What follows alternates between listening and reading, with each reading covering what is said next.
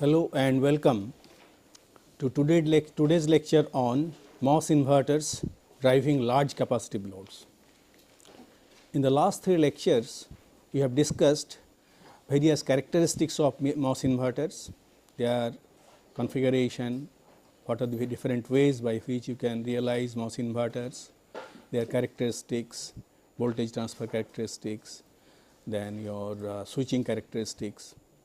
And today I shall discuss about how MOS inverters can be used to drive large capacitive loads efficiently. And this is the agenda of today's lecture. After giving a brief introduction, I shall discuss about various techniques which are used for driving large capacitive loads. Number one is use of super buffers, second is use of BiMOS inverters, third is buffer sizing. So, we shall discuss all these techniques one after the other. Coming to the introduction, there are situations when a large load capacitance such as long buffers, off size capacitive load or IO buffer are to be driven by gate. See, you are realizing different circuits by using VLSI technique, but you have to drive some off chip loads. For example, if you are realizing a system, so output will go from one chip. Say this is your chip 1, it will go to another chip. So, what is being done?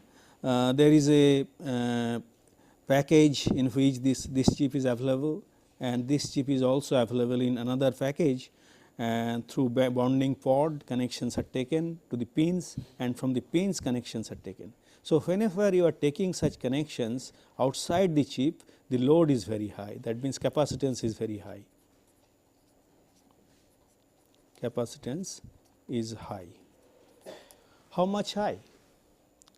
As you know, normally in the based on the present day VLSI circuits, the parasitic values of different capacitances, which I have mentioned in my previous lectures, are of the order of femtofarad.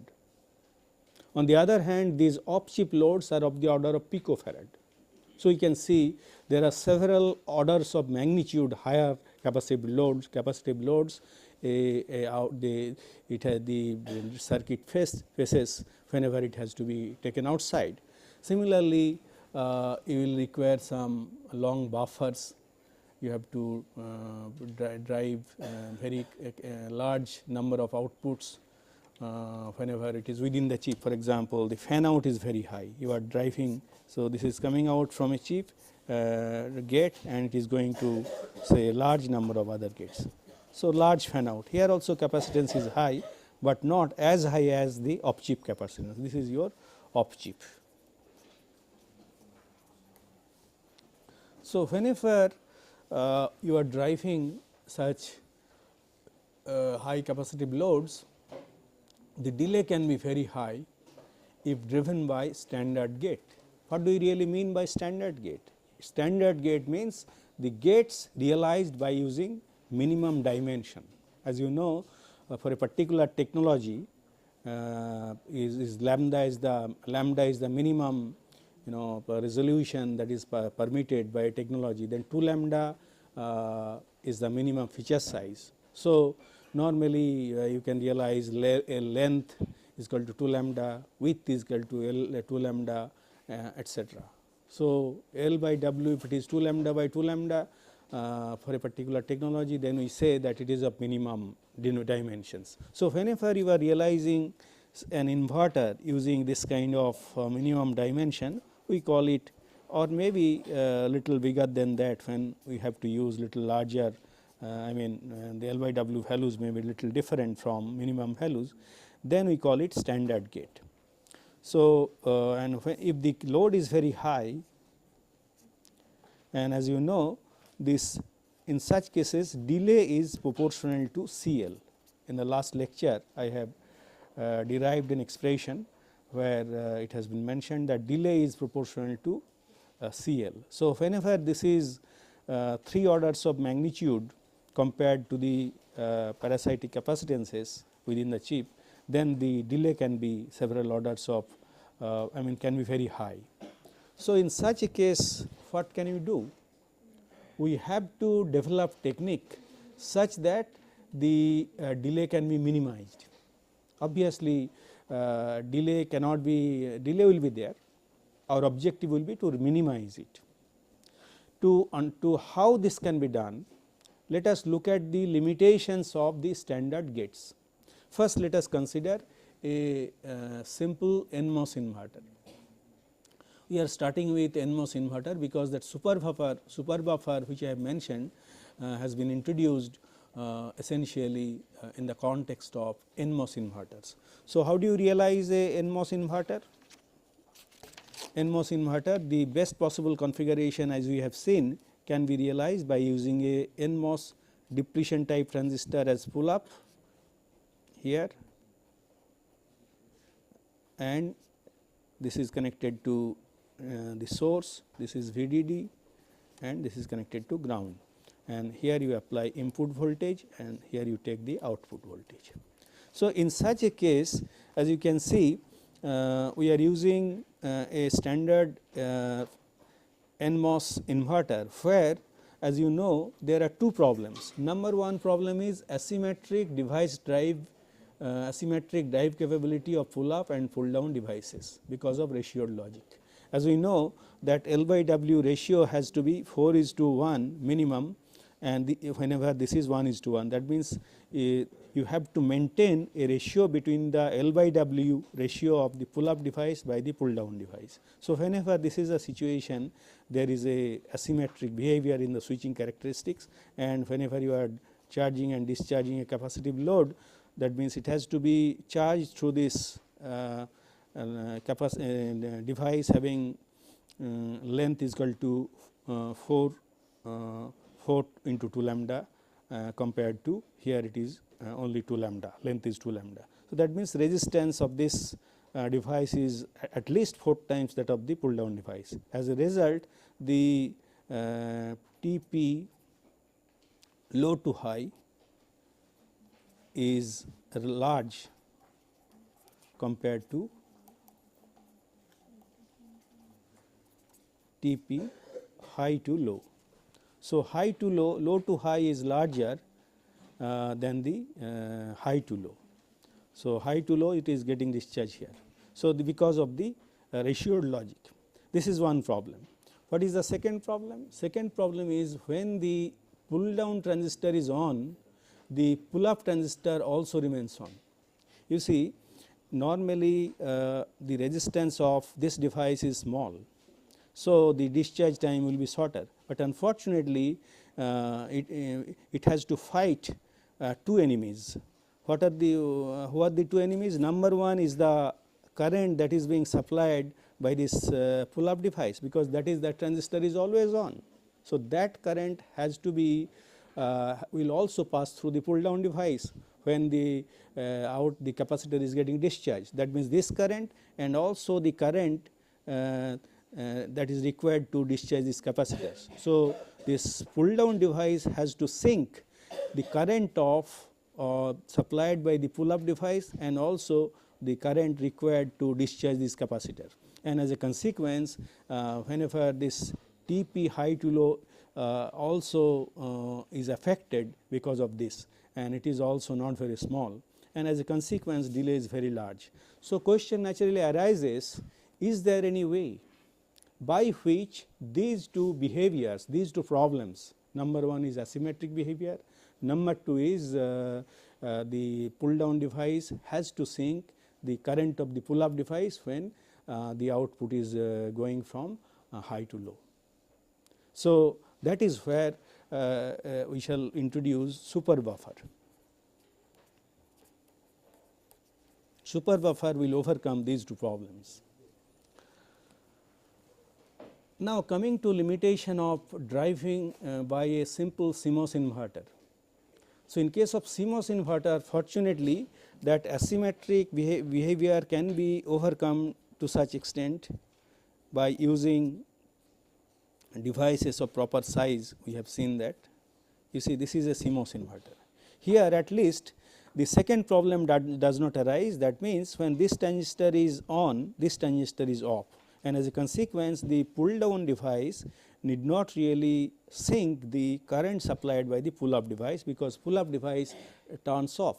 So, that is the advantage of CMOS inverter, but unfortunately what happens whenever this is driving another stage, you can see here the capacitance is quite large compared to NMOS, because in case of NMOS this stage will be driving only the, it will go only to the NMOS transistor. The PMOS transistor, if it is an inverter, you can see, sorry, if it is a, this will be like this. So, it will go to only the gate. So, gate of the NMOS transistors. As a result, the capacitance of this will be much smaller compared to capacitance that will be faced by a CMOS inverter. So, you can see here it has to drive the PMOS transistor and NMOS transistor. As you know, to have symmetric characteristic, the width of this device has to be 3 times, that means W by L ratio. If we write, this has to be 3:1 and this will be 1:1. So, that means the capacitance that it will face is 4 times that of a NMOS inverter. So, we can see that CMOS circuits, although the current drive capability is little larger, but the capacitance is also larger, and as a consequence it has been found that the delay of a NMOS inverter and a CMOS inverter is comparable. That means, in case of CMOS inverter you are getting more drive capability, but the capacitance is larger, and as a consequence the CMOS inverter is not really very fast. That means, the NMOS and CMOS inverters have comparable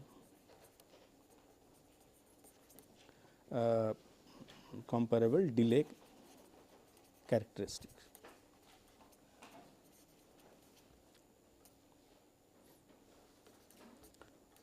So, question naturally arises, how can you really minimize the delay in case of a CMOS inverter? So, for that purpose we shall see one solution has been provided, that is use of BiCMOS inverter, BiCMOS. As you know, bipolar transistors have very large current drive capability, but they suffer from lower input impedance. On the other hand, CMOS has higher input impedance, because input is applied to a gate, and because of the presence of silicon dioxide, that input impedance is high. How to get best of both the worlds? So, high input impedance of NMOS, larger driving capability of bipolar devices. That is what is being achieved with the help of BiMOS inverters. That means, here you will see we shall combine bipolar transistors and CMOS devices, that means CMOS inverters, to realize BiCMOS inverters to achieve lower delay. Then finally, another technique we shall discuss, that is your cascaded stages. We shall see that instead of using a single large driver, it is more beneficial to use several inverters or drivers of increasingly larger size to reduce the delay. Later on we shall discuss about it, that is called the cascaded driver stages of increasing stage ratio. So, these are the topics I shall discuss in this lecture, and let us first discuss about super buffer realization. As I mentioned, to alleviate the problem of large delay of NMOS inverters, super buffers have been introduced. So, what is being done in how the super buffer is realized? So, this is a inverting type super buffer. As you can see, what has been done, you have got a standard NMOS inverter, as you can see, and that a standard NMOS inverter is driving 2 transistors.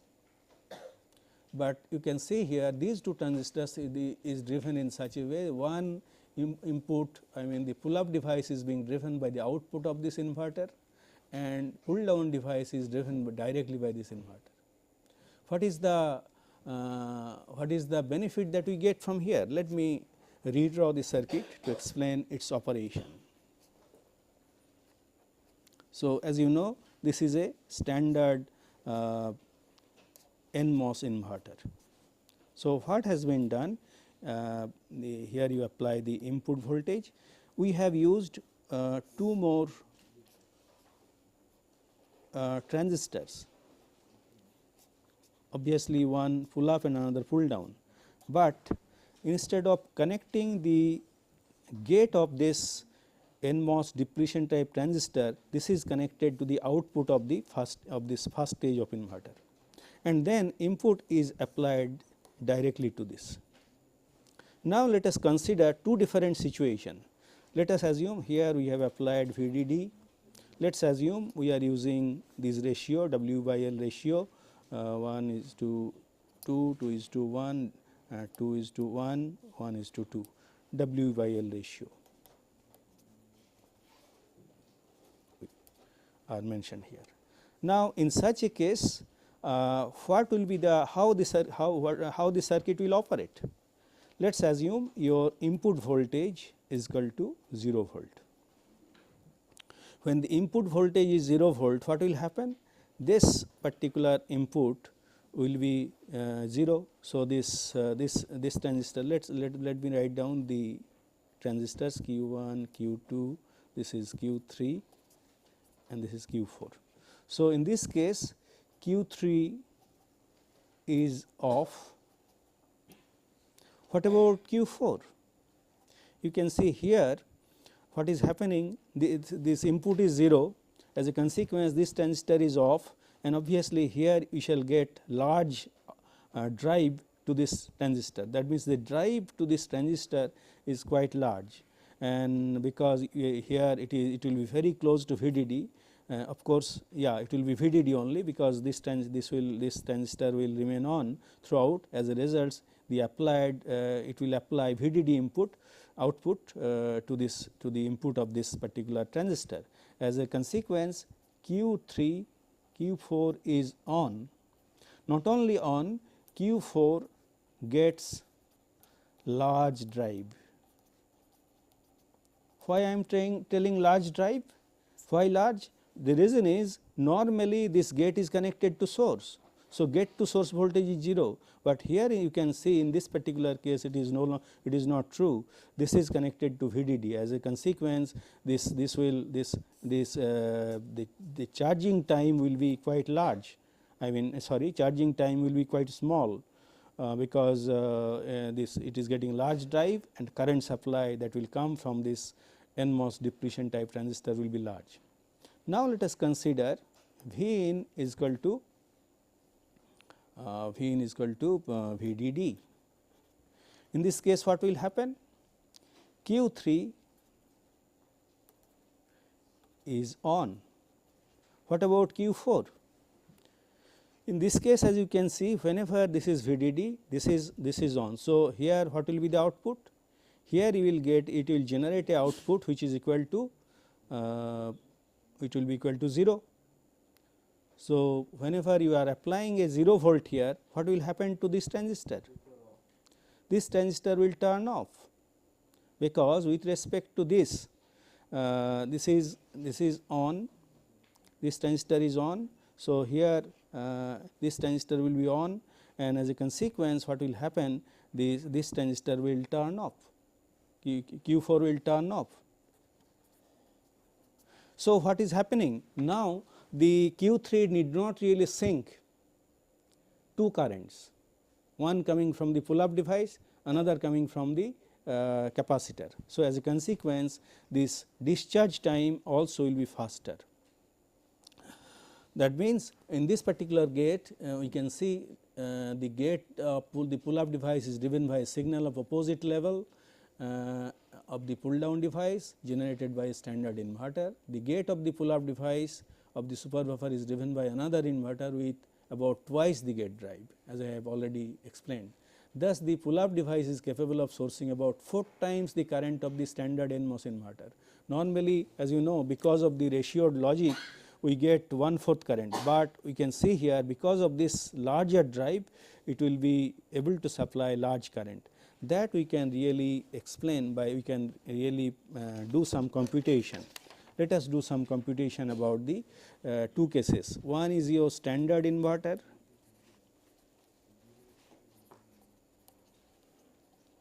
another on the other side we shall compute the super buffer. So, how the currents of these two are different. So, first of all, as you know, I ds saturation that is equal to, as you know, beta pull up by 2 V gs minus V T dep, where V dep is equal to roughly about minus 3 volt. You know this BiMOS transistor, the depletion type transistor will turn off when you apply minus 3 volt. That is why this is the voltage. In such a case, if you substitute the values, we shall be getting this is equal to beta pu by 2 into this voltage is 0 now when the input voltage is 0. So, 0 plus 3 square. So, that is equal to roughly 4 point, that means 3 into 3 9 by 2 4.5 beta pu. So, this is the current that is being supplied by the transistor whenever it is in saturation. What about the current whenever it is in the linear region? Then this is equal to beta pu by 2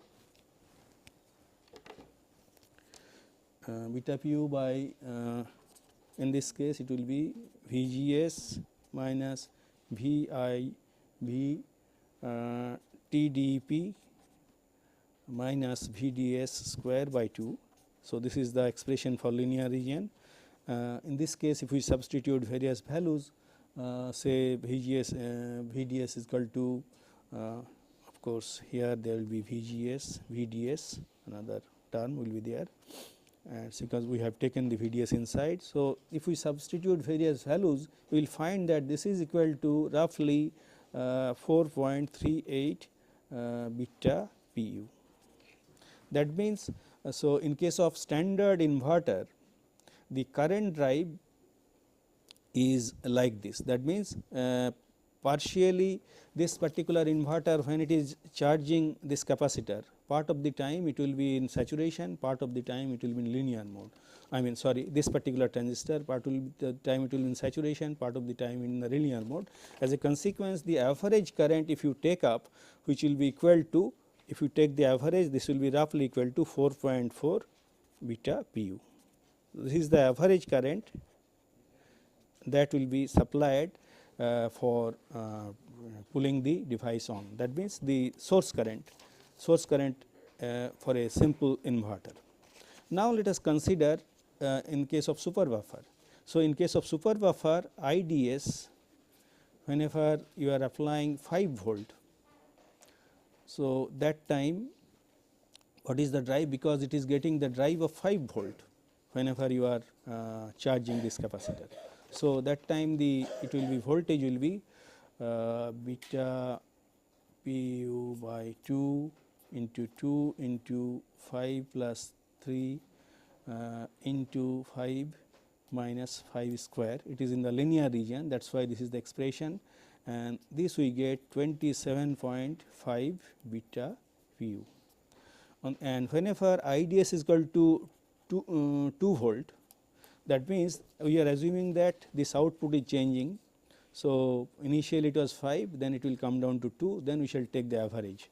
So, when it is when the output voltage is 2 volt, that time beta pull up by 2, again 2 into 2.5 plus 3,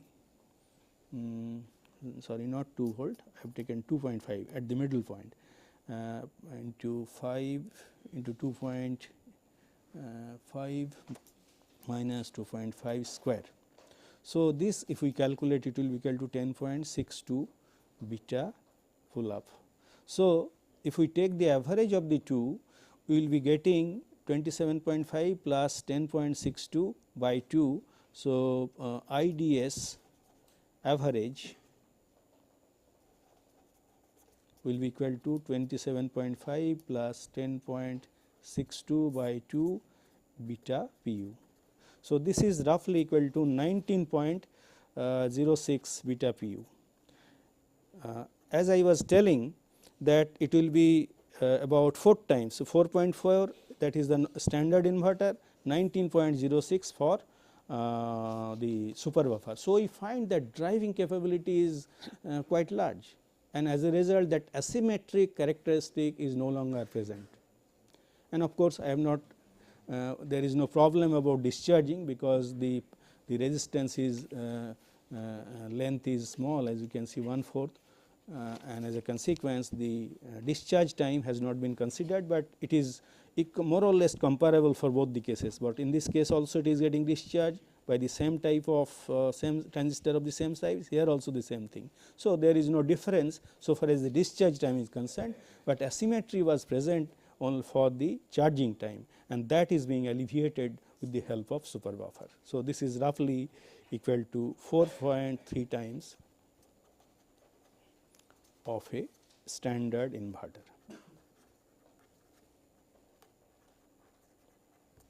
So, this is the super buffer.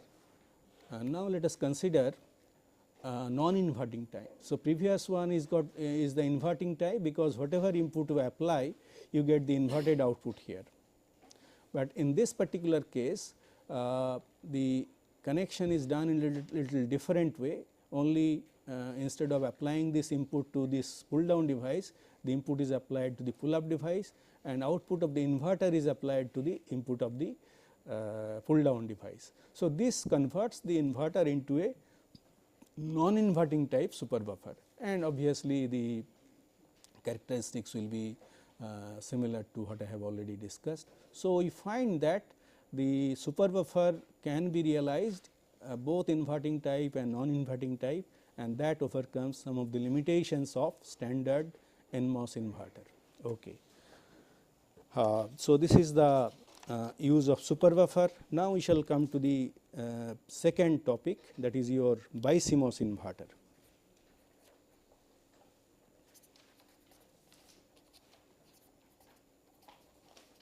As I mentioned, the CMOS is, although it is good, but its delay characteristic is not very good. I have already mentioned that, because of large capacitances. So, this can be modified to realize a BiMOS inverter by adding both bipolar and bipolar devices and CMOS devices. How it can be done? So, let me draw a BiMOS inverter. Actually, you can have different types of realizations of BiMOS inverter, but I am considering the simplest and the most standard one. So, this is the diagram of that. You have got the basic inverter is here. This is connected to VDD. Now, this output is driving a bipolar transistor. So, you can see this is a NPN type transistor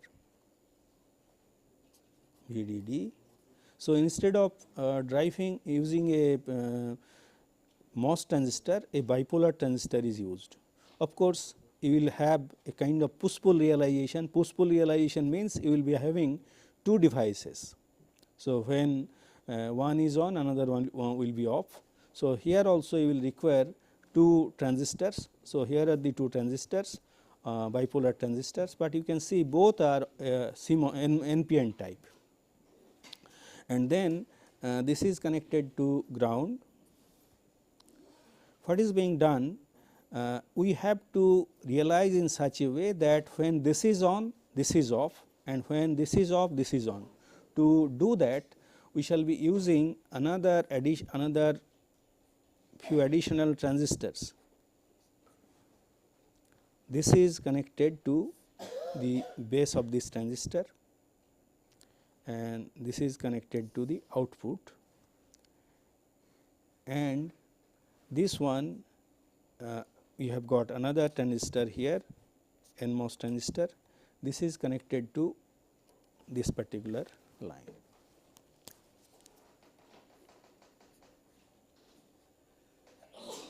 So, we have got how many devices? So, you have got two bipolar transistors and 4 MOS transistors, and these are, say, this is your P1 P type transistor, this is N1 NMOS transistor, this is N2, this is N3, and here you are applying input, you are taking output from here, this is your V out. Now, let me explain the operation of this BiMOS inverter, how it really works. Let us assume V in is equal to 0 volt. So, when V in is equal to 0, as you know, this P1 will be on, P1 is on, N1 off. I shall discuss about N3 and N4 little later, and what about this makes whenever P1 is on, what is the voltage here? You will get VDD. So, this will make N3 on. What about this transistor? Since Vin is equal to 0, N2 will be off. So, these are the states of these 4 transistors. Now, what about these 2 transistors? Since P1 is on, the drain current of this transistor is will pass through this Q1 transistor, and as a consequence, you can see here you will have a large base current. So, this will be the base current, the drain current of P1 is the base current of Q2, and obviously Q2, if it is having beta of 100, the current that will be able to supply is 100 times that of the drain current of the PMOS transistors. So, it will be able to supply very large current. Okay. So, Q1 is on, and it can drive, it supplies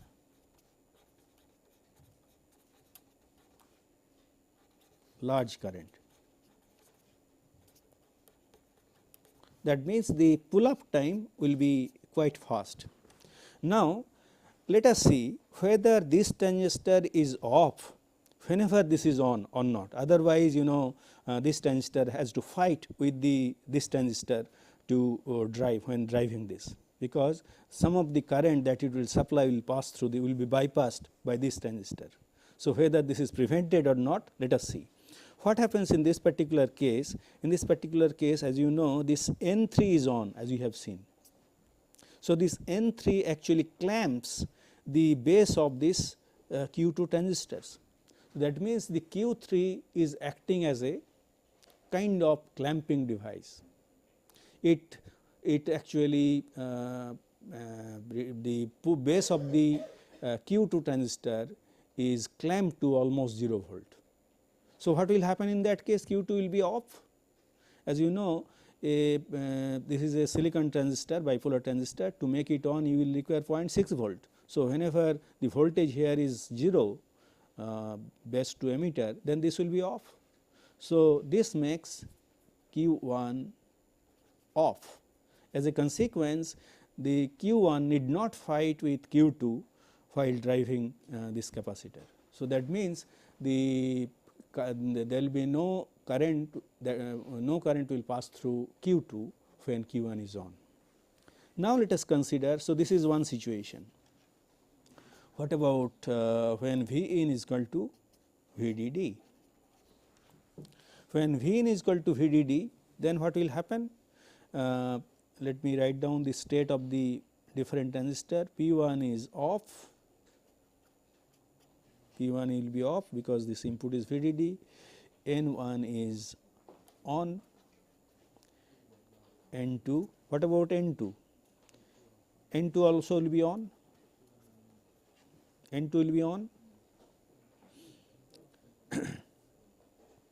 And what about N3? N3 is off. Okay. So, now how the state of these 4 transistor affects the bipolar devices, let us see. So, whenever P1 is off, this particular device does not really get any drive, it does not really get any drive. But what happens at that time, this transistor, this N1 transistor, the transistor N1 is now on. So, what it will do? It will act as a clamping device N1. So, that means Q1 is off. So, Q1 will be off because this voltage will be pulled to 0 volt, it will by making this transistor off. What about Q1, Q2? Q2, as you can see, this transistor is on. The drain current of N2 will pass through base of this transistor Q2. That means, the drain current of N2 will now be will now supply the base current of Q2. As a result, the current drive for this Q2 will be large. That means, it will be able to discharge this capacitor with a large current,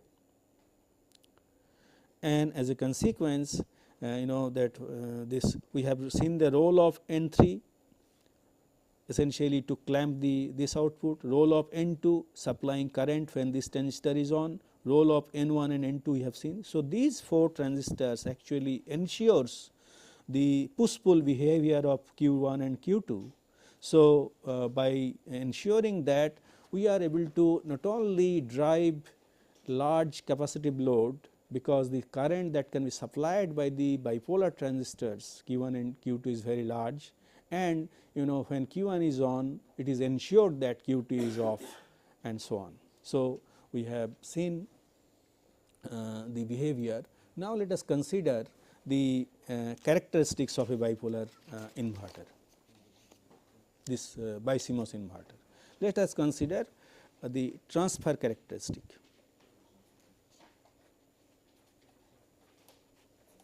Transfer characteristic. First, let us consider the compare it with the transfer characteristic of a NMOS inverter, a CMOS inverter. As you know, in case of a CMOS inverter, the transfer characteristic is somewhat like this. So, this is VDD, almost near the middle this switch transition take place, and slowly it goes, as you know, it can be divided into 5 regions. This is your VTN, this is your VTP, and this is VDD by 2 roughly, and starting from sorry, the VTN will be somewhere here anyway, not this one. So, it starts current starts flowing, and for this entire duration this is actually VDD minus VTP, this point. So, we know that slowly the transition occurs because of the relative value of the P and NMOS transistors. We have already seen that, discussed about it in detail. What change that will take place in case of BiMOS inverter, the transfer characteristic? Unfortunately, in case of bipolar BiMOS inverter, you will not get VDD. at the output. Why will not get VDD at the output? The reason for that is this transistor has some drop when this is in saturated condition. So, this will be in saturated condition. So, there will be some voltage drop across it, although it will be small, not very large, but it will have some drop. So, what will happen, here the transition will occur very fast, not like this one slow, and then it will remain, it will be somewhat like this. That means, the transition will occur very fast, but it will not also not go to 0. Why it will not go to 0? Again there will be a voltage drop across this transistor VCE, that is not 0 in case of the bipolar transistors, and as a consequence you are getting this VCE sat VDD minus VCE sat here, this part. Similarly, here we are getting VCE sat of the pull down device. So, we find that there is some voltage drops in the small voltages here, but transition will be very fast because of large switching. So, this is the transfer characteristics of this is for CMOS and this is for BiCMOS. Now, let us study another behavior, how the inverters behave whenever you change the fanning, whenever you change the fan outs, not fan in, fan out. What is fan out? Fan out is, say here is an inverter.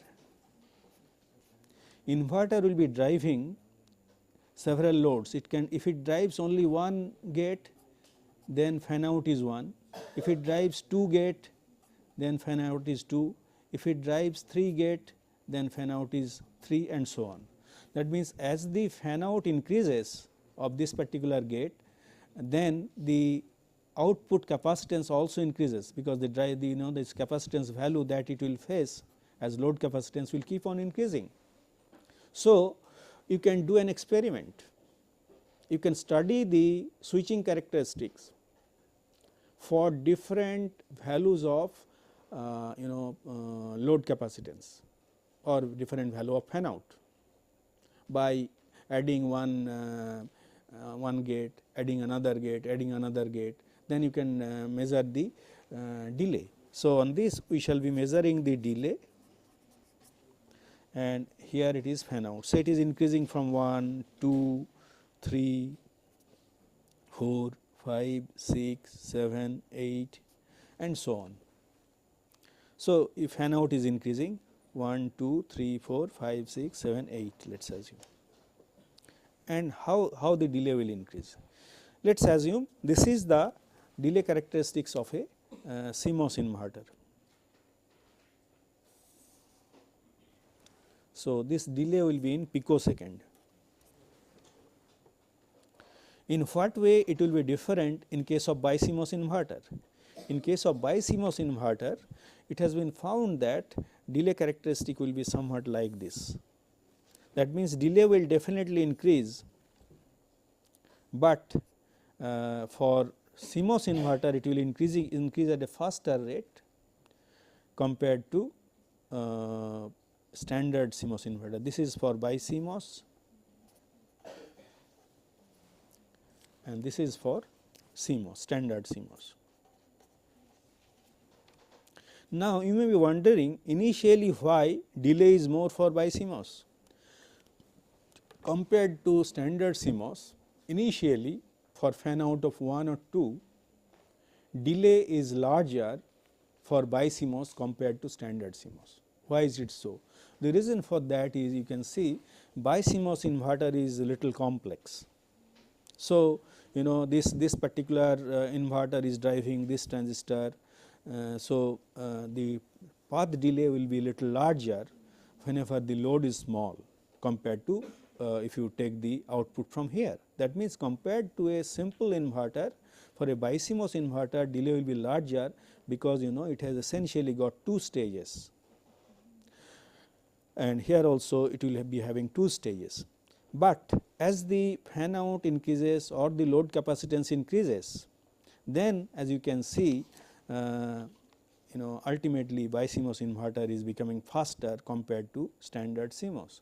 So, you see this is for experiment with VDD is equal to 5 volt, and it has been carried out for different dimension. You can see here it has been assumed that for CMOS WP is equal to 15 micron, WN is equal to 7 micron 2 times, and for the BiCMOS WP is equal to WN is equal to 10 micron, and WQ1 is equal to WQ2 is equal to 2 micron. So, that means these are the dimensions of the bipolar transistors, whereas these are the dimensions of the PMOS and NMOS transistors.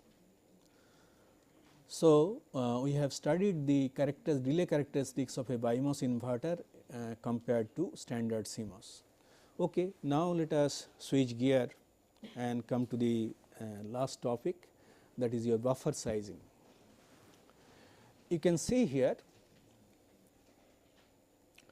an experiment has been carried out to see the normalized delay for different fan out and different sizing factor. What do you mean by sizing factor? Sizing factor is essentially how big is the width. Say for the standard minimum size gate, width is 2 lambda. We are not changing the length, we are increasing the width to reduce the delay, because it will reduce the resistance. So, the delay is the fan out, the sizing is increased, that means width of the P and NMOS transistors are made 1.5 times, 2 times, 2.5 times, 3 times, and so on. As you do that, how the delay changes? We can see that whenever the fan out is small, say 3, then as you increase the size, it definitely reduces the delay, but not to a great extent. Reduction is 20%. You can see this is a little more than 20%, say 25%. But when the fan out is large, say 8, we have done experiment for fan out 3, 4, 5, 6, 7, 8. That means when the fan out is 8, then you can see as you increase the size, delay reduces significantly. So, this is the delay is 50% of that of the initial condition. That means whenever the fan out is large, by increasing the buffer size, you can reduce the delay. When the fan out is small, there is no significant gain. So, usually sizing is not done. So, sizing has been found to be a very important technique by which you can reduce delay. Obviously, in this world nothing is free, the area increases. So, you are trading area for smaller delay, you are paying the price in terms of area. As you are increasing the size, the dimension of the devices will increase, that will increase the area.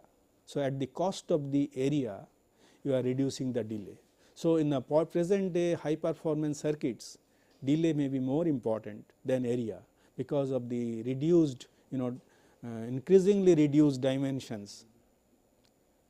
You have abundant space for fabricating millions of transistors, but you want higher performance. So, what can be done?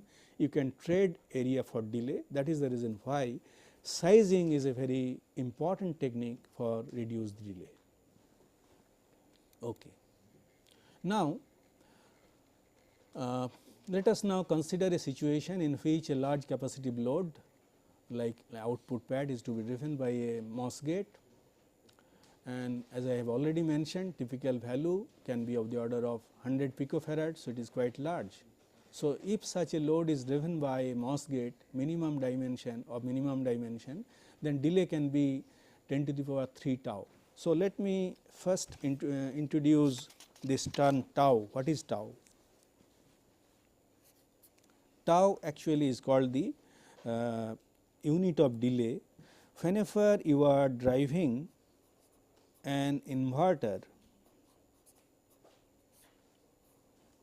of minimum dimension, another inverter of minimum dimension,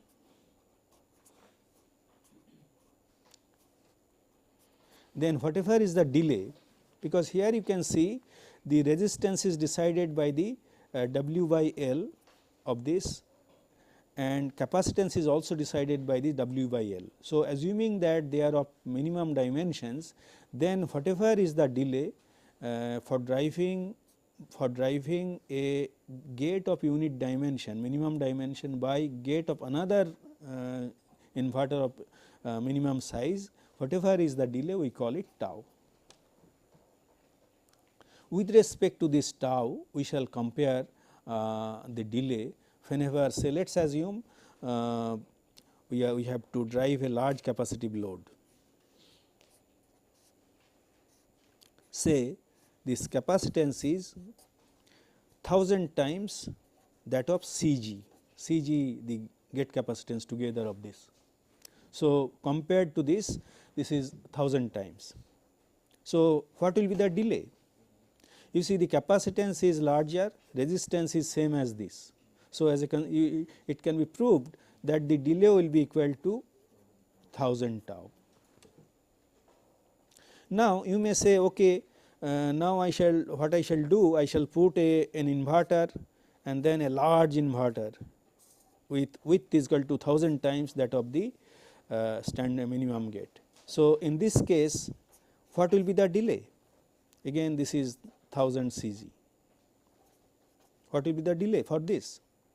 So, here it will be facing a capacitance of 1000 Cg, again, because here you have put the dimension has been made 1000 times larger. So, delay of this gate will be again 1000 tau maybe, but the delay of this gate will now reduce, it will become tau, because resistance is now very small and you are driving the capacitance. So, because the relative value of resistance and capacitance is dependent. So, that means the total delay will be 1001 tau in this particular case. Now, let us consider a situation where instead of doing this, let us increasingly change the size. So, here it is 1:1 inverter ratio, this is 10:1, here it is 100:1, that means with respect to minimum dimension. What has been done here? This is this inverter of minimum size, this is the size of this is 10 times that of the minimum size, and the size of this is 100 times to that of the minimum size. So, what will be the delay, total delay in this particular case? So, here how much capacitance is faced? 10 Cg. Here how much capacitance it will face 100 Cg, and here as we have seen we have put a capacitance of 1000 Cg as the original. So, what will be the delay of this? 10 tau. What will be the delay of this?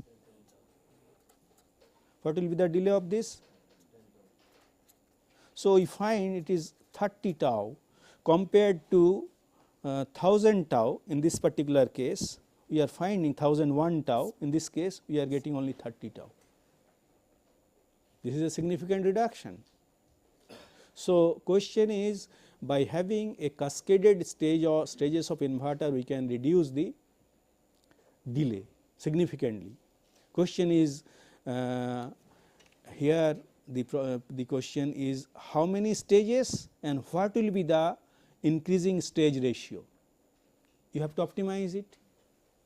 I have illustrated this with the help of stage ratio of 10, but is this delay minimum? Can we achieve still lower delay? That can be done. What has been done? We have decided to get optimal stage ratio. So, you can find out what is the delay. This is the delay nf tau. You have used n stages with stage ratio of f. F is the ratio of the CL by I mean that gate capacitance of the first stage by the minimum gate capacitance. So, nf tau is the value of this, then we can differentiate it and make it equal to 0. You know, whenever you have to get the minimum value, the standard practice is to differentiate it and equate it to 0, and if you do that, we get the value of f stage ratio is equal to E. So, T minimum, that is the minimum value of delay that will give, is equal to n f tau, where n is the number of stages, f is the stage ratio, and tau is the unit delay as we have seen. So, it is E tau ln CL by Cg. CL by Cg is the, CL is the load capacitance and Cg is the gate capacitance. So, with this this is the minimum delay we are getting. Unfortunately, this value of f is equal to E is quite small. It is equal to 2.7. So, with this value of stage ratio, you will require large number of stages. What is the effect of this large number of stages? Effect of large number of stages is when minimum delay with f is equal to E will lead to large number of stages, and when n is large, then it will lead to larger area. So, is there any way we can do some optimization of the area? To do that, let us look at the delay characteristics for different stage ratio. We find that although it is minimum for f is equal to 2.7, but it does not really increase very quickly, it changes slowly. So, we can see if we take say stage ratio of 4 to 5, then there will be small increase in delay, but small increase in delay, but that number of the stages required will not be very high, and as a consequence the delay, the area will be smaller. That means, instead of choosing stage ratio equal to E equal to 2.7 minimum value, we can have little higher value of stage ratio to minimize the number of stages, to get delay very little small and little larger than the smallest value, but area significantly smaller than the minimum possible value, minimum when the delay is minimum. Okay. Let me summarize very quickly.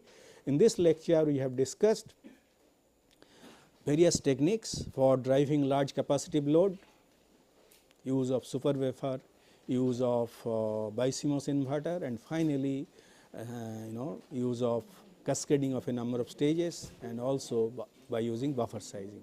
Thank you very much. This is the last lecture on MOS inverters. In the next lecture, we shall discuss about complex combinational circuits. Thank you.